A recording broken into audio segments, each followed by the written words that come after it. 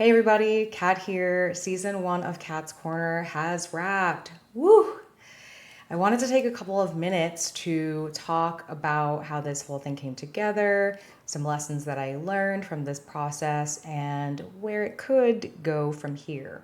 In terms of why I made this originally started as a research project. I was preparing for my talk at Config earlier this year, and as part of it, I wanted to hear from staff and principal designers in their own words.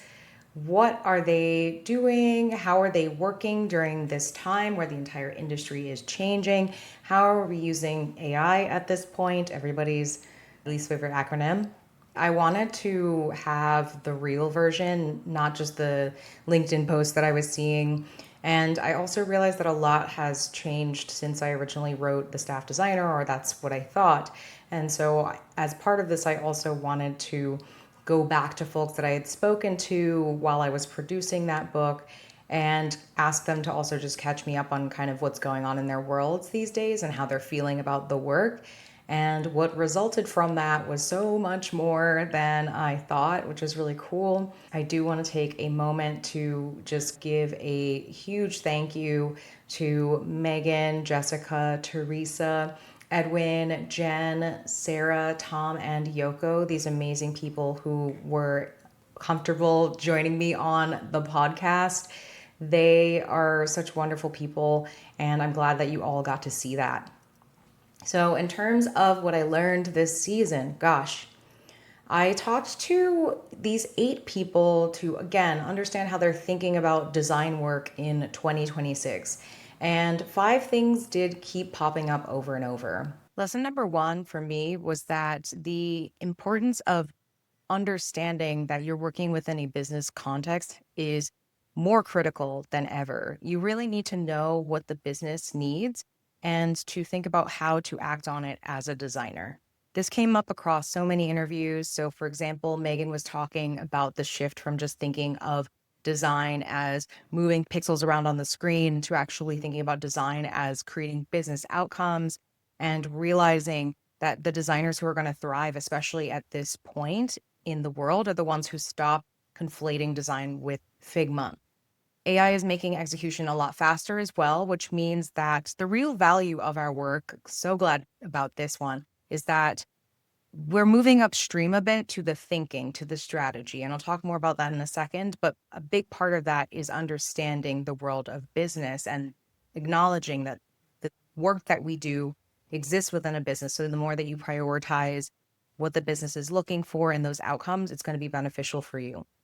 Edwin's whole project, also the project that was his big moment at the company, started because he noticed a gap in Datadog's publicly announced vision. And this wasn't something that he was asked to fix. Instead, he saw a business problem and built a case for solving it. And that is why at the future version of their public event, it actually was featured on the main stage. Tom Takigayama also called this out. There has to be a business case for your role before the title can exist. He was at Justworks for years before the business felt the pain of not having a principal designer. And that is something that he recognized. And over time, he was able to show the business why they needed this person in this kind of position. And essentially, you don't want to wait for this promotion. You need to actually focus on showing through, again, thinking about what the business needs and taking action. Sara also has coached senior designers through this all the time. And essentially, the ones who get listened to are the ones that can speak the language of the room, which is also why it's important to learn this kind of language. And what I reflected back to her is that a lot of the numbers are made up and businesses run on educated guesses. So it's not really about knowing the exact outcome that's going to happen. It's more about creating and taking educated guesses based on confidence and giving your permission to do that, since that's what other people in the industry are also doing. But you don't have to know everything. You do need to understand business priorities and make appropriate moves based on that. Lesson number 2 is to take ownership of things that will benefit you. There are going to be these moments where you are held responsible or accountable for the output, whether or not it's technically in your job description. And this is something that really annoyed me at first, and I've come around to understand why it happens. Meghan said it really well. If you are not there taking ownership, you're going to end up with these kinds of Frankenstein experiences that your team is putting out. And you're going to have these situations where you're just being driven by other people. You just did what other people told you, and now you can't explain that work to anybody. Edwin also spent a lot of time focusing on building a coalition around an idea that he had. Nobody said, this is your project, right? He just decided this was something that was so important that if he could explain it to people really well, then they would understand why it was worth taking the time. And he spent 8 months in total cheerleading, keeping this idea alive to get it to the finish line. And that was something that resulted in really great outcomes for him long term. And then Sara also said that managing up means coming with a recommendation, not a question. And this is something that I used to find irritating as well because I thought I was doing my manager's job. But it turns out that when you show up and you say, hey, here's what I think we should do. Do you agree? Let's have a conversation.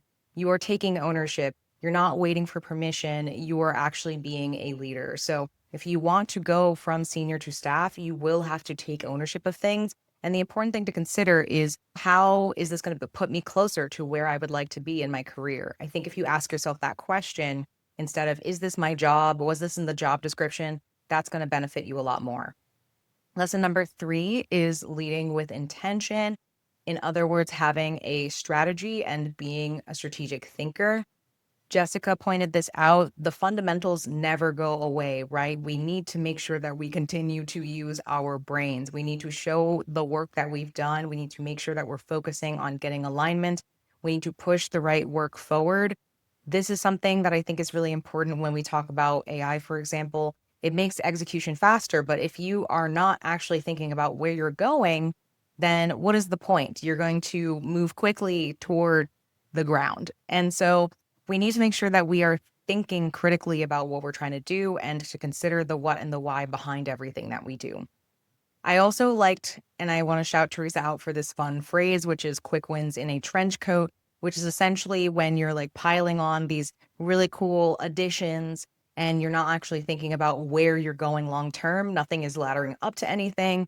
It's important to make sure that you focus on the long term so you have that confidence that you're going somewhere you intend to go. Again, we can use tools to illustrate these outcomes faster, but what really matters is taking the moment to actually consider and to feel confident in where you want to go. Jen also called something out that was really awesome, which is that it's not just about being strategic in the execution of your work, in the artifacts that you create, but also even thinking about the timing of the work that you're doing. So she considers if people are actually willing to hear what she wants to share in that moment. And that keeps her from burning extra social capital on the right idea at the wrong time. And then Tom also talks about this a ton, especially being a principal designer. So Tom's, for example, spent a lot of time turning executive memos, which were just like these written docs, into tangible artifacts. And in that case, he was forcing strategic conversations that were not happening, which helped senior leaders to move the company toward a direction with more confidence.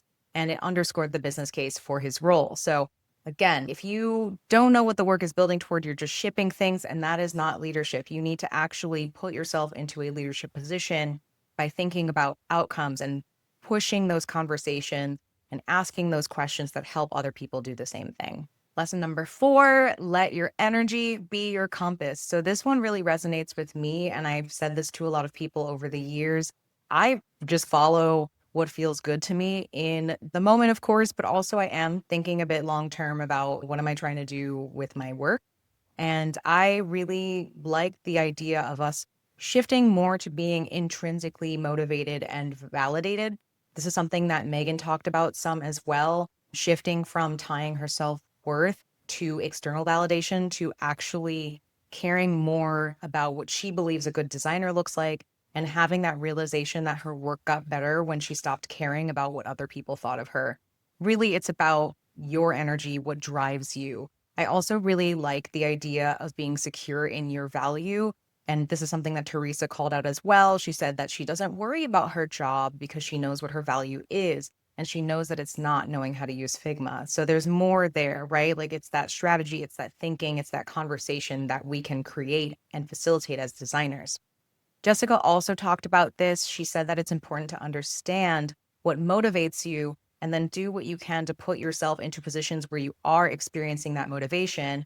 And say that you're put on a project that you don't love, what can you learn from it that maybe overlaps with your zone of genius? Or what might kickstart your curiosity? What's something that's really fun about this project that you can dive really deep into? And then Tom also talked about self-doubt as a superpower. It's something that he views, he knows that he has that doubt, of course, but he uses it as something to create curiosity for himself. It's something that keeps him growth minded instead of attached to a particular title or an output. And it helps him move forward and find new paths to explore. So even if you find yourself in a moment where you're like, oh, I don't know how to do this, what if it's something that you can convert to a question, a curiosity, something that you can learn from? Sara's whole coaching practice is also built around this idea of learning to know yourself. In a lot of cases, these designers who are waiting for permission to be heard are actually waiting for something that they can only give themselves. So you have to be the source of your own validation. This is something I also have said to a lot of designers in the workforce that I've worked directly with. It's important to shift from external validation to internal intrinsic motivation. And then finally, lesson number 5, learn to let go. So the importance of letting go is pretty much everywhere in this practice. There are really only certain things that you can control. And as designers, I think that we, of course, have been trained in a lot of cases to be perfectionists, but we do need to let go and to not be as precious. Meghan talked about this, about the importance of not being precious with ideas or artifacts. Jen spoke a lot about this in terms of delegation and the importance of letting balls drop sometimes. If something is truly a fire, it is going to come back up again, and you will know that it's worth solving. There are going to be these critical projects that you have to focus your energy on, and you need to do a good job, because if you let those balls drop, those are crystal. They are going to break. They're going to spread shrapnel if you drop them. You have to focus, and there are going to be cases where you have to let go to create that focus. So by closing some doors, you're opening other doors. Sara also spoke about this, about specifically letting go of expectations about maybe what your job was supposed to be, and instead recognizing what is needed from you in the moment and thinking about what you want from the position in the future. So building your own job, which I think is going to be something that we see a lot more of now. Tom also talked about this, about letting go of expectations, because initially he thought that he was just going to keep going up the career ladder. And instead, at a certain point, he went sideways. He transitioned from head of design back to IC. And that shift from being a manager to an individual contributor required him to have a conversation with his ego and to give up the status markers. He let go of what his career was supposed to look like and found a unique fit for himself. And of course, there's Yoko, the wonderful Yoko, whose entire episode is about what happens when you finally let go of who you think you should be as a designer and recognize that design is essentially everywhere. She left a staff design role that she was good at with a team that loved her, and she found that her skills could follow her into a completely different industry without her trying. She did not have to start over from scratch, but she did start fresh in a certain way. And quitting to her was an invitation. So this letting go of these expectations or this picture of who people thought maybe she needed to be actually opened up a lot of space for her to be the person that she wants to. So many amazing lessons. I'm so grateful to, again, all the folks that I spoke with during this season of the Catt's Corner podcast. And I'm also grateful that so many people listened. I have so many smart, intentional, incredible people in my life. I'm really grateful to call these people friends. And I, of course, hoped that by platforming a couple of these people, that it would lead to the broad celebration of these people. But honestly, when I kicked off this podcast, I thought that I was just going to get some cool quotes for my talk. I would put a couple of videos out on my YouTube channel, which has a non-existent audience. Thank you to the couple of dozens of people who follow me or have been here since before this podcast existed. And I thought these videos would just flash into the pan and disappear. I 1000% did not expect that it was going to turn into something that people would organically actually look forward to every week. People in real life came up to me and said that they were excited about it.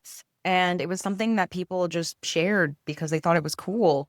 And this humble little podcast, this idea that I had, ended up getting over 4,300 views on YouTube and nearly 800 downloads on podcast distributors. And then a couple of the clips on LinkedIn also blew up, which is wild. So the response to this season genuinely has completely blown my mind, totally gone past expectations. People have shared episodes of this podcast with their teams. They posted comments on the videos and on LinkedIn. They've sent emails to me and some of the participants. They've told me about moments that hit close to home in person. And the participants have been getting organic love and shout outs from their coworkers, family, and friends. And some of them have even gotten outreach, including requests to speak at conferences, which I really hope they accept. It has been wonderful. I genuinely appreciate these people so much. So I'm glad that other people are also celebrating them. And I guess in a way that this podcast was one that resonated because it felt like people were having the conversation that they've been wanting to have, which is kind of how I felt. I genuinely did feel like this was just me and a friend each episode, just having a yap sesh similar to what we've had in real life. So I'm glad that it's something that resonated so much with people. These conversations with Meghan, Jess, Theresa, Edwin, Jen, Sara, Tom, and Yoko, for me, reminded me why this work matters. And honestly, it generated a lot of energy for me in a way that I had been missing for a while. It's something that I've reflected on a lot. I've essentially been quite existential about design work, mostly since 2020. Surprising nobody, 2020. And these conversations actually help to revive my excitement about my design practice. And I'll quote Edwin here.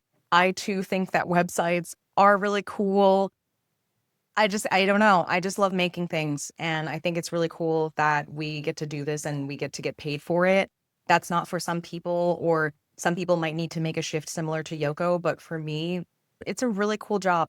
And I think that this is proof that these conversations need to keep happening because this industry is in a genuinely uncertain moment, and people need spaces to be honest about what this feels like and to have discussions that can help us to move forward. Now, here's the part I want to be transparent about. Recording and editing a podcast is expensive. It takes time and energy, which translates to money in a capitalist society. So every episode that you watched was prepared. It was recorded, edited, and promoted by yours truly most of the time. I thank everybody who shared it because that was really helpful. Everything else, I had to do all of that by hand. It was cool. It was fun. I am grateful to the world of editing tools that we have now that did help some, but I still spent hours on this. And if folks do want more of these seasons, or at least another season, then I have to figure out how to do this sustainably, which brings me to two final asks. First, if you are a company or a product that wants to reach senior and staff designers, the people who are contributing to decision making about tools, processes, teams, I love my design ops people. I am influencing them constantly. If you are a person who maybe would be interested in sponsoring season 2 of Catt's Corner, talk to me. This audience is amazing. We are wonderful. It is a very engaged audience. I'm just having these conversations because I need to and other people want to as well. And it's really hard to reach us, honestly. You have to be doing this kind of work. If you are intrigued by the concept and you really liked seeing season 1, reach out to me, please. I would love to talk. You can hit me up on social media, on LinkedIn, for example, or you can hit me at my website at cattsmall.com/contact. So that's number 1, sponsorship. Would love, would totally take. Number 2, if you are a listener and you want to see season 2 happen, simple things are really helpful. You can subscribe on YouTube. You can leave a review wherever you have been listening. You can share episodes and just kind of say what has been helpful for you to hear. You can also, of course, always hit me up again, contact me, or you can post on LinkedIn and say which conversations meant something to you, what really resonated with you, and maybe even who you'd want to hear from next. That feedback is how I also make the case for doing this again. Okay, that is a wrap, y'all.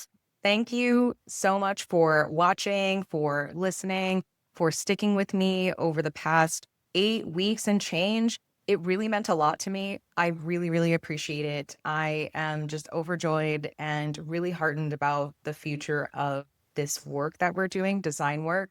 And I don't know, I just felt like it is possible that we can take the reins of what we want the future of this industry to be. It's not going to be easy. It's going to be really uncomfortable. I think that these conversations help us figure out the way forward. So, with that, cheers to design community, to intention, and to our humanity. I will hopefully see you in season 2. Thanks.